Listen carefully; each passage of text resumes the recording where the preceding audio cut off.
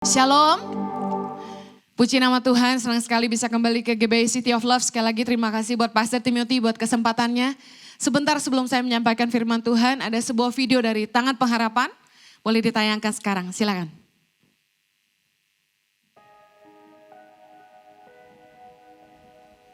Anak-anak SD di pedalaman Indonesia harus berjalan jauh untuk bisa pergi ke sekolah. Di tingkat SD, tidak sedikit yang harus menyeberang sungai, melintasi hutan dan bukit. Rata-rata mereka berangkat ke sekolah tanpa sarapan dan bekal dari rumah. Anak-anak pedalaman Indonesia, meski sudah kelas 6 SD, belum lancar membaca, menulis, dan berhitung. Bahkan banyak daerah yang anak-anaknya tidak bisa berbahasa Indonesia. Mengapa? Karena guru-guru mereka sangat jarang hadir di sekolah. Kalaupun hadir, cuma menulis di papan tulis, lalu duduk dan pulang. Tangan Pengharapan menemukan banyak sekolah yang murid-muridnya hanya bermain di luar. Bahkan beberapa sekolah tutup selama bertahun-tahun. 6 hingga 20 tahun karena tidak ada guru. Kepala sekolahnya hanya datang setahun 2 kali untuk ujian. Bahkan beberapa orang tua mengatakan anak mereka diluluskan tanpa ujian. Anak-anak sama sekali tidak ikut ulangan, tidak pernah ulangan. Lalu naik kelas, diberi naik kelas, itu gimana kalau menurut Ibu Dorang? Tidak dikasih ulangan, tetapi naik kelas. Di daerah pedalaman Indonesia, setiap desa hanya ada 1 sekolah dasar. Karena rata-rata wilayah kepulauan, untuk melanjutkan pendidikan ke jenjang SMP dan SMA, anak-anak harus meninggalkan orang tua dan rumah mereka untuk bersekolah di kecamatan atau kota kabupaten terdekat. Masalahnya, mereka membutuhkan tumpangan untuk tempat tinggal. Beruntung bagi anak-anak pemeluk agama Islam, karena mereka dapat tinggal di pesantren-pesantren yang ada di semua wilayah di Indonesia, dengan akomodasi dan sekolah cuma-cuma bagi anak-anak yang tidak mampu. Sementara, anak-anak pemeluk agama lain tidak ada asrama yang bisa menampung mereka.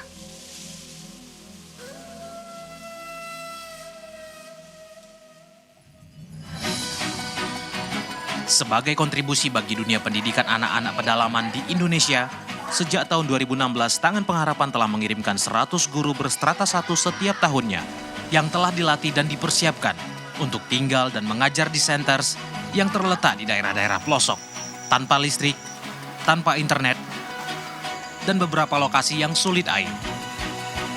Setelah 13 tahun berkontribusi dalam pemberian makanan bergizi untuk 5.000 anak pedalaman di 70 titik di berbagai pelosok Indonesia, dan mengirimkan 100 guru-guru pedalaman untuk mengajar mereka, Tangan Pengharapan berkomitmen untuk membangun 10 sekolah berasrama dan melahirkan 1.000 pemimpin masa depan yang akan mensejahterakan bangsa. Anak-anak yang terpilih untuk masuk ke sekolah berasrama ini adalah anak-anak berprestasi dari keluarga tidak mampu, khususnya yatim piatu, yang memiliki karakter yang baik, jiwa seorang pemimpin, dan harus kembali ke daerah mereka masing-masing untuk menjadi pemimpin-pemimpin yang berjuang mensejahterakan daerah mereka setelah mereka menyelesaikan pendidikannya nanti. Segala kemuliaan hanya bagi Tuhan, amin. Saya mengucap syukur kalau 13 tahun ini Tuhan tuh begitu setia menyertai pelayanan kami. Luar biasa Tuhan bekerja setiap tahunnya, dan tahun 2018 akhir yang lalu saya bilang sama suami saya, Jo, kita jangan bikin asrama lagi, kita bikin aja feeding and learning center, karena di feeding and learning center itu kami cuma kasih makan anak-anak sehari sekali dan gaji guru aja. Kalau asrama itu biayanya 10 kali feeding and learning center. Oleh karena itu punya 4 aja sudah minta ampun. Karena urusan dari mulai tensoplas sampai pembalut, obat jerawat sampai obat kutil itu tanggung jawab kita. Ya, belum lagi kalau mereka nakal dan lain sebagainya. Jadi saya bilang sama suami saya, sudah jangan bikin asrama lagi, 4 saja sudah cukup karena biaya kuliah juga mahal. Tapi ketika saya pergi pelayanan, turun dari mimbar, tiba-tiba Roh Kudus bilang begini, Henny, apa yang kamu mau lahirkan untuk Indonesia? Saya jawab, pemimpin. Tuhan bilang, bangun 10 sekolah berasrama di Indonesia, lahirkan 1.000 pemimpin untuk Indonesia. Pulang pelayanan, Saya cerita sama suami saya bilang, Jo, yang tadi pagi nggak jadi. Tuhan bilang suruh bangun 10 sekolah berasrama, lahirkan 1000 pemimpin. Saya nangis masuk ke kamar mandi, merasa nggak layak. Karena sebagai hamba Tuhan, udah dipercaya Tuhan 5.000 anak, masih punya pikiran manusia, jangan bikin asrama lagi. Saya nangis di bawah shower, saya bilang gini sama Tuhan, Tuhan, saya mesti jualan apa lagi? Karena Bapak Ibu tahu sampai hari ini kami nggak punya konglomerat di belakang kami, nggak ada gereja, nggak ada perusahaan. Bisa survive 13 tahun ini kasih karunia Tuhan, amin. Saya kebayang kalau punya 10 sekolah berasrama, kurang lebih itu 1 M sebulan. Saya nangis sama Tuhan, saya bilang saya udah nggak kuat deh. Karena saya bilang gini, kenapa nggak gereja besar aja yang Tuhan suruh, kenapa nggak hamba Tuhan besar, kenapa saya sama Jojo yang nggak punya apa-apa. Tapi saya percaya bahwa Tuhan itu nggak butuh kekayaan kita. Tuhan itu butuh ketaatan kita. Amin. Dan saya cuma mau saksikan begini. Ketika visi ini saya terima November 2018 dan hari ini genap setahun. Saya mau bilang sudah 5 sekolah berasrama sedang dibangun. Itu murahan Tuhan luar biasa. Amin. Sebentar setelah ibadah ini selesai ada kaos-kaos merchandise Tangan Pengharapan. Mohon izin Pak Tim, boleh Anda lihat setelah ibadah ini selesai karena satu kaos itu bisa kasih makan 10 anak di Indonesia. Amin. Saya langsung masuk kepada kebenaran firman Tuhan. Nanti siang jam 10 saya akan khotbah yang berbeda tentang Jesus came for the lost. Pagi hari ini saya mau share tentang sincere kindness. Ketulusan dalam kebaikan. Berapa banyak orang baik di tempat ini? Angkat tangan. Tidak apa-apa. Kita harus tahu kita orang-orang baik. Tapi ternyata ada satu kelas lagi yang kita harus naik. Kita harus belajar jadi orang yang tulus dalam kebaikan. Katakan amin. Orang baik banyak, orang tulus gak banyak. Pertama, sebelum Anda ngerti bagaimana jadi orang yang tulus, Anda harus mengerti bahwa kita itu berbuat baik karena memang itu kewajiban bagi kita. Sebagai orang-orang percaya, anak-anak terang, kita dipanggil untuk jadi teladan dalam berbuat baik. Titus 2 ayat yang ke-7 kita baca sama-sama. Dan jadikanlah dirimu sendiri suatu teladan dalam berbuat baik. Hendaklah engkau jujur dan bersungguh-sungguh dalam pengajaranmu. Katakan teladan dalam berbuat baik. Roma 15 ayat yang pertama, kita baca sama-sama. Kita yang kuat wajib menanggung kelemahan orang yang tidak kuat. Dan jangan kita mencari kesenangan kita sendiri. Ayat kedua, setiap orang di antara kita harus mencari kesenangan sesama kita demi kebaikannya untuk membangunnya. Saudara, kedua ayat ini menyatakan tanggung jawab orang percaya. Yang pertama, bahwa kita dipanggil untuk jadi teladan dalam berbuat baik. Katakan amin. Yang kedua, kita yang kuat wajib menanggung mereka yang lemah. Percayalah bahwa kita dipanggil jadi berkat. Katakan saya dipanggil jadi berkat. Mari kita belajar. Kebaikan bukanlah kebaikan tanpa ketulusan. Mari cerna ini baik-baik. Yang pertama, saudara, motivasi dari semua kebaikan kita baru teruji tulus atau tidak ketika kita ketemu sama yang namanya orang-orang yang tidak tahu berterima kasih.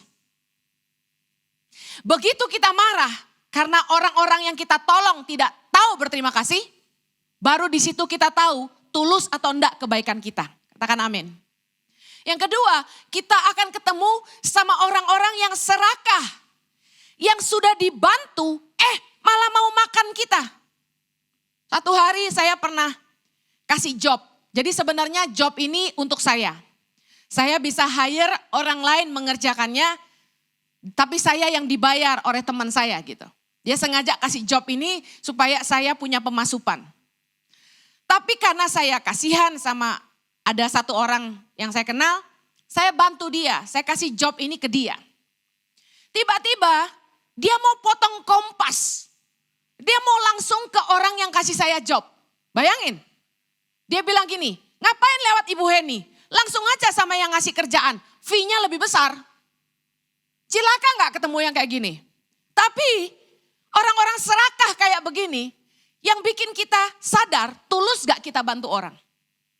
Orang yang berikutnya, orang-orang aji mumpung yang gak tahu diri. Udah dibantu, malah gak tahu diri. Dikasih tempat tinggal, malah gak mau bantu bersih-bersih.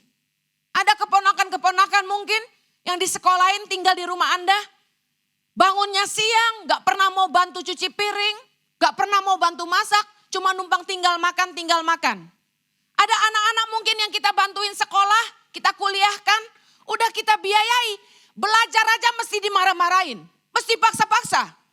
Orang-orang yang aji mumpung ditolong gak tahu diri. Saya kasih tahu, yang kayak gini yang bikin kita ngerti tulus gak hati kita. Karena orang yang tulus itu gak nuntut balas budi, katakan amin. Saya mau kasih tahu, berbuat baik kepada orang yang baik sama kita, itu bukanlah kebaikan, itu keharusan. Kalau orang baik sama kita, masa kita gak baik sama mereka? Tapi itu bukan kebaikan, itu keharusan. Orang jahat pun bisa baik sama orang yang baik sama mereka. Bisa ngerti? Yang kedua, berbuat baik kepada orang yang bisa membalas perbuatan baik kita dan supaya kita dipuji orang, itu bukanlah kebaikan, itu kemunafikan. Kita berbuat baik sama dia, ada udang di balik batu. Itu mah kemunafikan. Apalagi kita berbuat baik, itu cuma buat pencitraan. Itu kemunafikan. Yang ketiga, berbuat baik karena memandang muka bukanlah kebaikan tapi kepentingan. Maksudnya gini, kita berbuat baik pilih-pilih orang. Kalau sama si A kita baik, sama si B kurang. Sama si C baik dikit, sama si D nggak baik sama sekali. Pilih-pilih orang, itu bukan kebaikan tapi itu kepentingan. Mari kita belajar sama-sama bagaimana jadi orang yang tulus dalam kebaikan. Yang pertama, orang tulus itu nggak mencatat perbuatan baiknya. Bagaimana kita tahu kita nggak catat? Yaitu ketika orang menyakiti kita, orang yang pernah kita tolong menyakiti kita nggak ungkit-ungkit kebaikannya. Seringkali kita nggak sadar ketika kita berbuat baik sama orang, kita sebenarnya catat, kita ingat-ingat kebaikan kita yang kita pernah buat sama dia. Waktu berjalan, ketika satu hari orang itu membalas kebaikan kita dengan kejahatan, kita bacain tuh semua kebaikan kita sama dia. Lukas 6 ayat 35 berkata, baca sama-sama. Tetapi kamu kasihilah musuhmu dan berbuat baiklah kepada mereka, pinjamkan dengan tidak mengharapkan balasan, maka upahmu akan besar dan kamu akan menjadi anak-anak Allah yang maha tinggi. Sebab ia baik terhadap orang-orang yang tidak tahu berterima kasih dan terhadap orang-orang jahat. Saudara bayangkan, bisa nggak kita mengasihi musuh? Katakan sulit, jujur aja. Berbuat baik sama orang-orang yang tidak tahu berterima kasih dan terhadap orang jahat, sulit gak? Sulit sekali. Kalau kita pernah bantu orang, lalu dia gak tahu terima kasih, biasanya kita gak bantu lagi, betul? Dengar baik. Kenapa Yesus kasih contohnya, kita harus berbuat baik sama musuh, sama orang jahat, sama orang yang gak tahu terima kasih. Artinya apa? Kalau sudah berbuat baik, gak usah ingat-ingat. Saya umpamakan, ketulusan itu begini. Kalau Anda berbuat baik, maaf, lakukanlah seperti buang angin. Maaf, tidak ada perumpamaan yang lebih cocok buat itu. Ketulusan itu berbuat baik seperti orang buang angin. Anda tidak pernah catat kan berapa kali Anda buang angin satu hari? Bahkan mungkin Anda tidak ingat. Saya kasih tahu, kalau sudah berbuat baik, tidak usah diingat. Bicara soal meminjamkan dengan tidak mengharapkan balasan, ini saya mau menjelaskan satu biblical principle in lending money. Prinsip Alkitabiah dalam meminjamkan uang. Karena ketika kita membantu orang mungkin salah satunya berupa uang. Dua prinsip Alkitabiah dalam meminjamkan uang. Yang pertama, kalau ada orang datang mau minta bantuan pinjam uang sama kita, prinsip Alkitabiah yang pertama, kita nggak boleh mengharapkan balasan. Artinya, kita harus siap kalau orang itu tidak balikkan uang kita. Jadi bagaimana dong? Jangan berikan pinjaman uang yang hatimu tidak rela kalau dia tidak kembalikan. Berarti gini, kalau orang mau pinjam 5 juta, katakan dia bilang buat sekolahin anak. Cek hatimu sendiri, Anda siapnya pinjemin berapa kalau dia tidak kembalikan. Katakan gini, kayaknya kalau saya pinjamin 2 juta oke kok kalau dia nggak balikin. Katakan begitu ya. Pinjamkan saja 2 juta, jangan 5 juta. Tapi jangan kasih tahu gini, orang Kristen tuh kadang-kadang terlalu baik, tapi nanti sakit hati. Ngomongnya gini, udah nih 2 juta gak usah balikin, gue bantu. Ya kan kita sering gitu kan? Jangan, orang Indonesia gak bisa digituin. Lu bilang gue kasih gak usah balikin, dia balik lagi. Sampai dapat 5 juta. Jadi kalau ngasih bilang begini, maaf saya gak bisa pinjami kamu 5 juta. Jangan bohong bilang gak punya duit, itu dosa. Bilang maaf saya tidak bisa pinjamkan kamu 5 juta, saya hanya bisa pinjamkan kamu 2 juta. Kembalikan kalau kamu sudah bisa. Ada sedikit tekanan di situ bahwa dia harus kembalikan, tapi ada sedikit kelonggaran kasih karunia kalau dia sudah bisa. Hanya Anda dan Tuhan yang boleh tahu bahwa Anda tulus seandainya dia tidak kembalikan 2 juta itu. Anda mengerti maksud saya? Jangan orang lain tahu, cukup Tuhan dan Anda yang tahu. Supaya begini, jangan sampai perbuatan baik kita jadi racun di hati kita. Kan sudah baik nolong orang, tapi kita sakit hati ketika orang tidak kembalikan uang kita. Bisa ngerti maksud saya? Prinsip Alkitabiah yang kedua dalam meminjamkan uang. Jangan makan riba, gak boleh makan laba. Loh Bu Heni punya bisnis seperti Adira atau bank yang meminjamkan uang, itu dosa dong. Enggak, business is business. Kita lagi bicara human interaction antara social life, relationship ketika kita mau menolong orang. Jangan makan riba atau jangan makan bunga. Kenapa Alkitab bilang begitu? Karena begini, waktu orang kesusahan, harusnya kita nolong meringankan beban orang, bukan nambah beban. Kalau dikasih bunga, dia bayar pokoknya aja udah susah. Gak kelar-kelar, bagaimana dia mau bayar hutangnya. Jadi dalam meminjamkan bantuan, uang, jangan pinjamkan lebih dari yang hatimu rela seandainya tidak dikembalikan. Yang kedua, jangan makan riba, pinjamkan, jangan makan bunga. Saya mau cerita satu kejadian tentang ungkit-ungkit kebaikan. Satu hari saya punya pengasuh saya ini mengurus anak kembar saya. Waktu Chloe Zoe umur 2,5 tahun, saya itu sudah mulai ke pedalaman, tahun 2008. Saya sudah mulai ke pedalaman, jadi saya sering tinggalkan anak-anak saya punya pengasuh. Nah suatu pagi, agak subuh-subuh jam 2-an gitu, Zoe nangis, mungkin karena pampersnya basah, nangis dia. Lalu pengasuhnya ini bangun, nah saya juga bangun. Tapi waktu saya bangun, saya perhatikan apa yang pengasuhnya lakukan. Karena saya mau lihat kalau saya tidak ada anak saya diurus gak. Pengasuhnya ini bangun tapi lalu dia pukul anak saya. Pluk, mungkin kesel, masih ngantuk jam 2 pagi. Saya kaget, emosi banget. Rasanya pengen saya marahin. Tapi saya lihat jam masih jam 2. Kalau singa ngamuk kan kacau, kapal pecah. Jadi saya pikir besok pagi aja, pagi-pagi aja saya tegur. Saya perhatikan terus, saya takut anak saya dipukul lagi. Saya pikir kalau dia pukul kedua kali saya bangun beneran. Untung dia cuma pukul sekali, mungkin kesal, jengkel, jam 2 pagi kok nangis. Dia ganti pampersnya, kemudian dia tidur lagi. Pagi-paginya saya sudah tidak tidur tuh, dari jam 2 sampai pagi itu saya nggak bisa tidur. Saya nangis, kesal. Nangis karena begini, ternyata kalau gue nggak ada anak gue dipukul nih. Nangis saya, kecewa juga sama Tuhan waktu itu. Kenapa saya dipanggil Tuhan untuk ke pedalaman nolong anak-anak tidak mampu, anak saya sendiri tidak dijagai gitu, dikasih pengasuh yang jahat gitu. Nah saya pagi-paginya setelah anak saya dimandikan, dikasih makan, saya panggil. Saya mau bicara sama kamu. Saya bilang, kenapa kamu pukul anak saya? Saya lihat tadi pagi, kamu pukul anak saya. Kan dia cuma nangis, minta diganti pampers, habis itu dia tidur lagi. Terus saya bilang, karena emosi, saya bilang, waktu kakak kamu sakit, kamu pinjam uang sama saya kasih. Waktu kamu butuh uang, saya bantu. Saya tidak minta kamu kembalikan. Tapi kenapa anak saya kamu tidak sayang? Saya bilang begitu. Dia bukannya pengasuh saya ini, saya pikir minta maaf kek atau apa kek, enggak. Malah galakan dia. Begitu saya marah dia bilang gini, Cici ya berbuat baik diungkit-ungkit. Cici bantu saya, Cici ungkit-ungkit kebaikan Cici. Munafik katanya gitu, kaget saya. Nih orang Jadi siapa yang salah nih? Kok jadi saya yang salah ngungkit-ngungkit kebaikan? Akhirnya saya terdiam. Terdiam itu karena kata-kata kenapa berbuat baik diungkit-ungkit.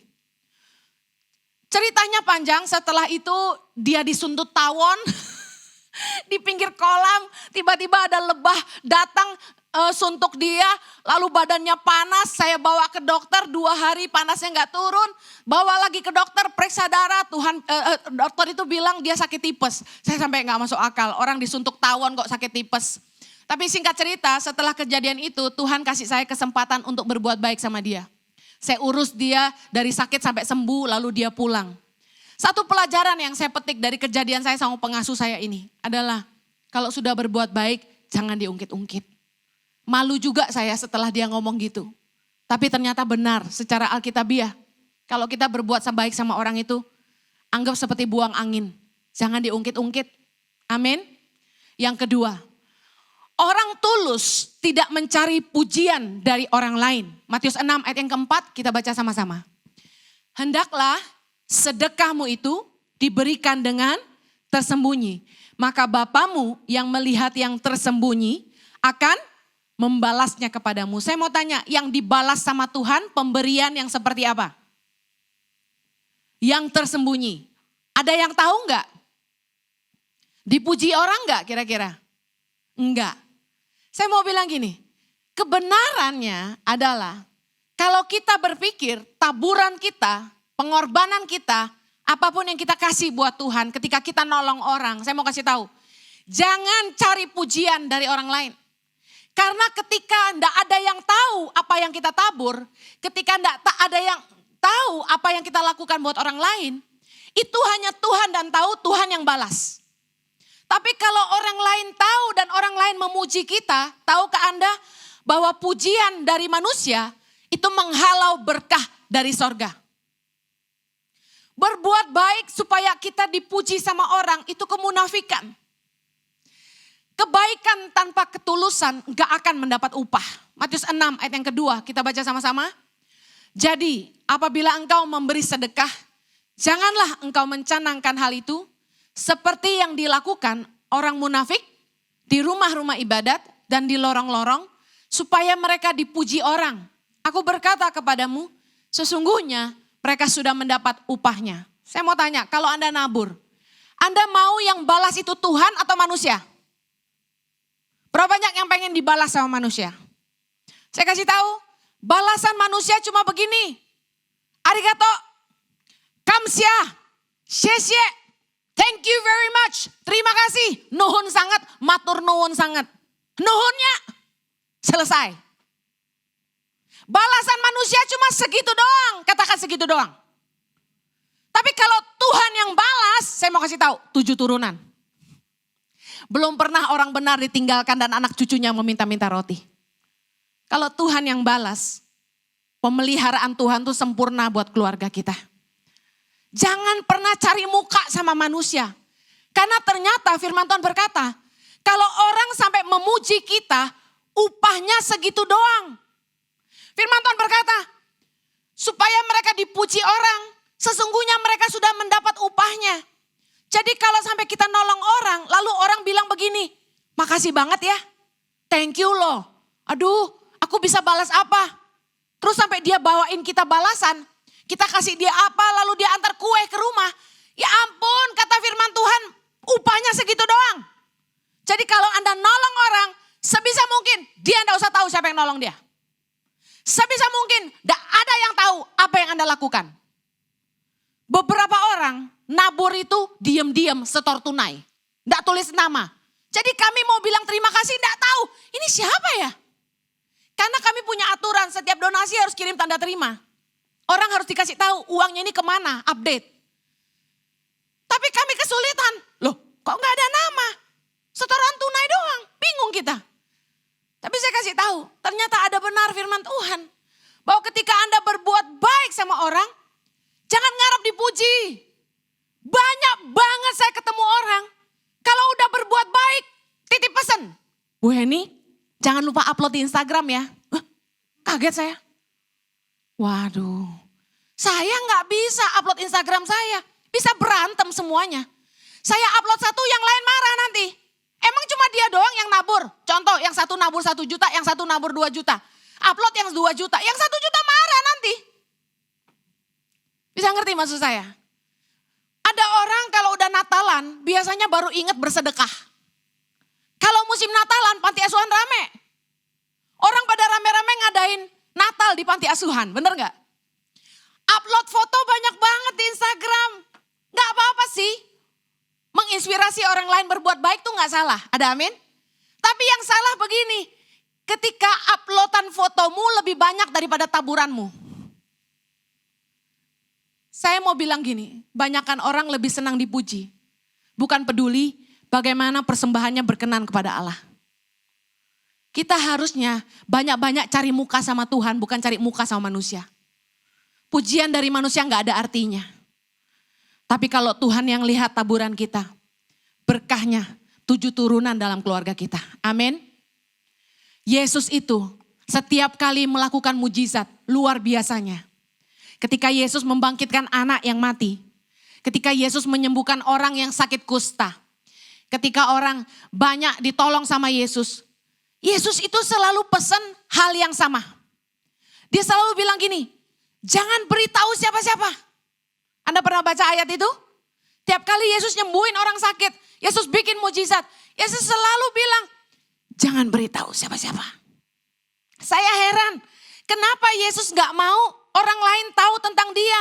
Bukankah bagus supaya makin banyak orang yang percaya sama dia? Saya pelajari firman Tuhan, kenapa ya selama 3,5 tahun Yesus melayani, dia selalu berpesan tiap kali dia bikin mujizat, jangan beritahu siapa-siapa. Bahkan firman Tuhan dalam Matius 12 ayat 15b, banyak orang mengikuti Yesus dan ia menyembuhkan mereka semuanya. Dahsyat gak? Maaf, kita bikin KKR belum tentu semua sembuh. Tapi Yesus menyembuhkan mereka semuanya. Ayat 16, ia dengan keras melarang mereka memberitahukan siapa dia. Keren banget gak Yesus? Yesus itu gak cari followers yang banyak. Kita kan kalau banyak yang follow di Instagram kita seneng banget, bener gak? Apalagi kalau udah 100.000, kita upload langsung yang gambar balon-balon pecah-pecah. 100.000 gitu. Saya juga gitu. Tapi saya kasih tahu, Yesus itu gak cari follower yang banyak. Kalau cari follower yang banyak, pasti Yesus gak akan pesan, jangan kasih tahu siapa-siapa. Karena semakin viral, semakin banyak followernya. Ada amin? Tapi Yesus gak pengen viral. Why? He doesn't take the glory for himself. Dia gak ambil kemuliaan itu untuk dirinya sendiri. Dia ingin orang mengenal bahwa Bapa mengerjakan semuanya. Dan hal yang kedua, kenapa Yesus gak mau kasih tahu orang banyak? Waktu Yesus terbatas. 3,5 tahun sisa waktunya yang dia pakai untuk melayani dunia, untuk misi menyelamatkan dunia. Bayangin kalau dia viral, dia geraknya gak bebas. Orang banyak mengerumuni dia di mana-mana. Gak viral aja, udah 3.000, 5.000 orang ikutin dia. Bisa kebayang? Kalau zaman sekarang, follower mah maya, dunia maya. You cannot see the people. It can be all over the world. Tapi Yesus, followernya benar-benar jalan ikut dia. 3.000 sampai 5.000, keren gak Yesus? Tapi dia gak curi kemuliaan. Janganlah kita cuma melayani capek sedikit udah mau dipuji sama gembala. Haleluya. Yang ketiga, orang tulus tidak mengharapkan balasan. Kalau tadi tidak catat perbuatan baiknya, yang ini benar-benar gak ngarap balasan. Lukas 6 ayat 3-4, kita baca sama-sama. Dan jikalau kamu meminjamkan sesuatu kepada orang, karena kamu berharap akan menerima sesuatu daripadanya, apakah jasamu? Orang-orang berdosa pun meminjamkan kepada orang-orang berdosa supaya mereka menerima kembali sama banyak. Saudara, orang yang tidak mengenal Tuhan pun, orang berdosa pun, mereka kalau berbuat baik sama seseorang, memberi sesuatu kepada orang itu ada tujuannya, ada agendanya, ada motivasinya. Contoh, saya ini kan keliling-keliling pedalaman. Di daerah-daerah itu kalau udah musimnya pemilihan caleg, banjir hadiah. Masyarakat satu orang bisa dibagiin duit 50.000. bisa dibangunin jalan, dibangunin rumah, macam-macam. Tapi mereka nggak tulus. Caleg itu bagi-bagi duit supaya apa? Supaya dipilih. Orang berdosa pun selalu mengharapkan balasan. Nah kalau Anda berbuat kebaikan, dengar baik. Jangan lakukan sesuatu untuk mendapat sesuatu. Jangan menolong orang supaya kita pun ditolong orang. Jangan memberi supaya kita diberi. Lakukanlah semua kebaikan dengan ketulusan karena pada prinsip firman Tuhan semua orang yang menabur pasti menuai. Saya mau kasih tahu, ketika Anda menabur, berbuat baik, kalau manusia tidak balas perbuatanmu, itu bagian sorga yang membalasnya buat kamu. Justru harusnya Anda berterima kasih sama orang-orang yang gak tahu terima kasih. Karena berkat mereka, taburan Anda dibalas sorga. Banyak-banyaklah menolong orang yang gak bisa balas perbuatan baikmu. Biasanya orang senang menolong orang yang bisa nolong dia juga satu hari. Baik-baikin orang supaya satu hari dapat proyek. Baik-baikin calon mertua supaya dikasih anaknya. Baik-baikin teman supaya kalau ada kangtau bagi-bagi. Tapi dengar baik, itu dunia lakukan. Orang yang tulus gak harap apa-apa. Berbuat baik itu, kebajikan dia itu setiap hari jadi gaya hidupnya. Gak harap apapun. Kalau Anda berbuat baik, saya mau kasih tahu. Lakukanlah banyak-banyak sama orang yang gak bisa balas perbuatanmu. Karena ketika manusia gak bisa balas taburanmu, itu bagian Tuhan yang membalasnya bagi hidupmu. Amin. Jangan buang garam di lautan. Yang keempat, orang tulus menolong semua orang tanpa memandang muka. Jangan berbuat baik cuma sama orang kaya. Berbuat baik karena memandang muka bukanlah kebaikan, tapi kepentingan. Firman Tuhan dalam Amsal bilang gini, memberi hadiah kepada orang kaya merugikan diri saja. Apa artinya? Orang kaya tuh banjir hadiah. Why? Karena kita pengen dapat benefit dari hidupnya. Orang kaya gak butuh apa-apa dari kita. Dia bisa beli apa aja yang dia mau. Saya paling senang kalau ada orang yang saya nilai cukup punya uang, saya paling kasih bunga. Karena biasanya para wanita senang bunga. Kalau bunga bank mereka udah banyak. Tapi gak ada wanita yang nolak bunga. Amin. Daripada kita kasih jam dinding, saya kasih tahu. Buka bungkusannya aja enggak. Dibilang gini sama bibinya. Bi, buka tuh. Dikasih orang. Buka ya nya, buka. Begitu dibuka, brek. Jam dindingnya, taruh aja di kamar kamu. Gitu. Yang namanya interior design, kita gak sembarangan taruh barang di rumah kita, bener gak? Kita pasang yang kita suka, kita pasti beli, cari sendiri, hunting. Lebih baik kalau Anda memang betul-betul punya uang, Anda tanya sama yang Anda mau kasih, lagi pengen beli apa? Lagi pengen diamond nih, nah beliin deh. Daripada kita kasih hadiah, gak kepake juga.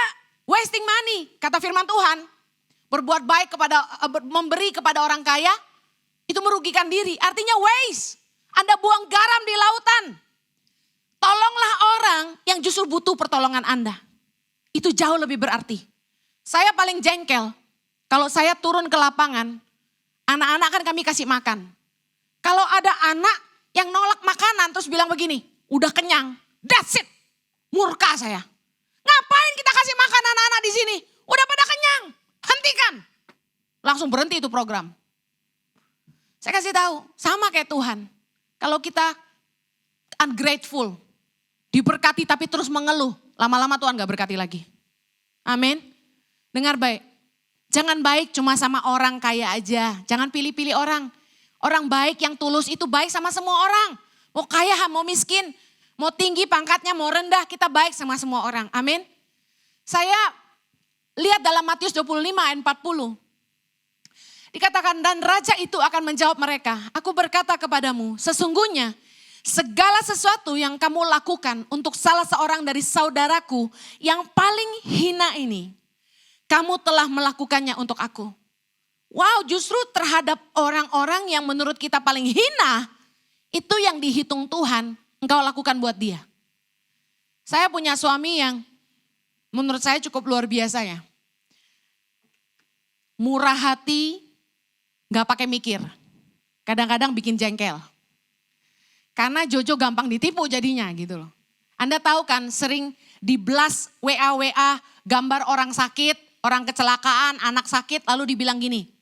Tolong bantu transfer ke nomor rekening sekian. Sering terima ya kayak gitu-gitu ya.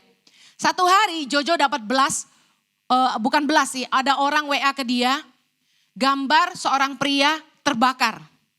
Rambutnya tinggal separuh, mukanya meleleh, matanya sampai turun. Benar-benar terbakar habis. Yang kasihan tangannya tinggal tulang terus nempel di badan. Jojo dikasih tahu sama salah satu pengerja di GBI Medan. Pak, ini ada orang di kampung, dia terbakar, waktu lagi masak, kompor meledup. Dia mau bunuh diri Pak, karena badannya udah gak berbentuk gitu. Dia mau bunuh diri, dia gak punya biaya untuk berobat. Suami saya langsung kirim ke saya fotonya sama rekeningnya. Hen, tolong transfer, orang ini butuh, harus berobat ke rumah sakit di Medan. Begitu saya lihat, saya ingat hoaks itu. Langsung saya jawab gini WA-nya. Hoaks. Suami saya kan galak. Jangan gitu ya. Bantu kamu. Saya diomelin. Langsung saya transfer. Terus begitu ketemu saya bilang, bohongin kamu. Mana ada orang yang sakit cowok kok rekeningnya cewek. Ya itu adiknya katanya gitu. Saya bilang, dibohongin kamu. Enggak, saya percaya. Saya kenal sama orang yang kasih tahu saya. Dia bilang gitu. Ya udah. Ternyata orang ini masuk rumah sakit Medan. Gak punya BPJS. Pingsan gak? Saya bilang, operasi bisa habis berapa nih kalau gak punya BPJS? Kamu kepo sih bantu-bantu. Kita kan gak kenal. Nih bayangin Ibu Heni kayak begitu coba. Suami saya bilang gini, biarin kita doain aja BPJS keluar. Disuruh urus BPJS. Nah sekarang jadi saya baru tahu BPJS gitu-gitu kalau udah sakit masih bisa keluar loh. Kalau asuransi kan gak bisa kan. Kemudian BPJS-nya puji Tuhan keluar. Nah rumah sakit Medan tidak mampu operasi lepasin tangan dari badan. Dikirim ke Jakarta. Suamiku, ayo Hen kirim uang tiket. Kirim lagi uang tiket. Terbang dia ke Jakarta masuk ke Royal Taruma yang di Dan Mogot itu. Suami saya bilang gini, Heni ikut saya ke rumah sakit. Saya ikut. Ini loh yang meleleh itu loh. Kamu lihat dia bilang gitu. Sampai di rumah sakit kaget saya. Bener-bener udah pitak rambutnya karena meleleh.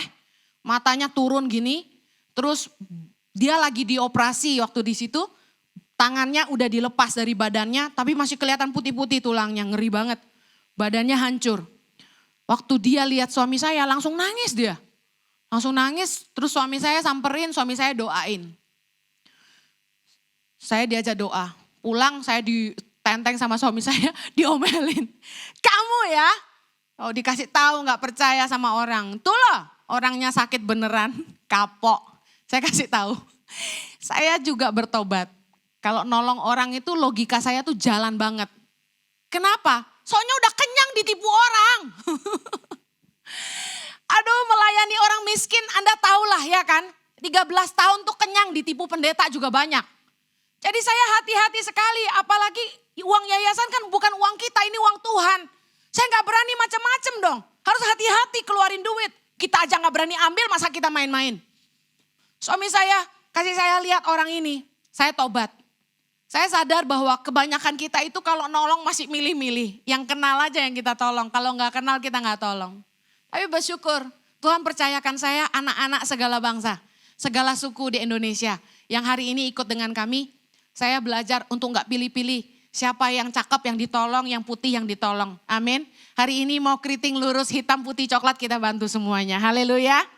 Yang terakhir. Orang tulus tetap baik meski orang lain tidak baik.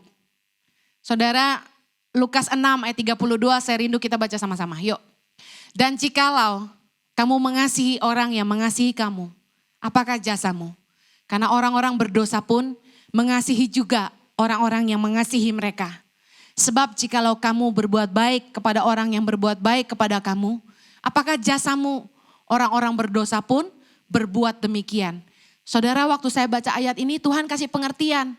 Mafia juga baik sama sesama mafia.